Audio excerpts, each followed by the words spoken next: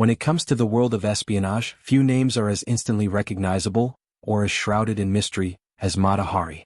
A dancer, courtesan, and accused spy, Mata Hari was executed by the French in 1917 for allegedly working as a double agent during World War I. But despite her dramatic death decades earlier, her name still echoes in the stories of espionage during World War II, often in error, rumor, or as a cultural symbol. So what role, if any, did Mata Hari play in World War II? The truth is she didn't live to see it, but her legend lived on, influencing spy culture, propaganda, and the very way female spies were perceived during the war. Who was Mata Hari?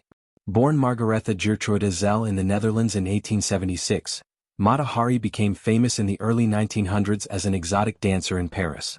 Claiming to be a Javanese princess trained in sacred temple dances, a fabrication that added to her allure, she became a sensation in European high society. She had numerous relationships with powerful military and political men across Europe. During World War I, her cross-border travels and high-level lovers attracted the attention of intelligence services. In 1917 she was arrested by the French, accused of spying for Germany, and executed by firing squad. Her trial was highly controversial, with little hard evidence ever produced. Some historians believe she was a scapegoat, used to boost French morale during a grim time in the war. Mata Hari in World War II, the lingering myth. Though Mata Hari was executed decades before World War II, her legacy lingered into the next global conflict. Here's how. 1. She became a propaganda symbol. In the 1940s, Mata Hari's story was widely known thanks to newspaper articles, sensational books, and especially the 1931 Hollywood film Mata Hari, starring Greta Garbo. Her image as a seductive femme fatale spy was used as a cautionary tale and propaganda symbol. Nazi Germany and the Allied powers both warned their soldiers and officials about the dangers of Mata Hari-type women, those who could use charm, sex, and deception to steal secrets. She became a symbolic threat, even if the real Mata Hari was long gone. 2. She influenced female spy archetypes. Mata Hari's legend shaped how intelligence agencies, and popular culture, viewed female spies during World War II.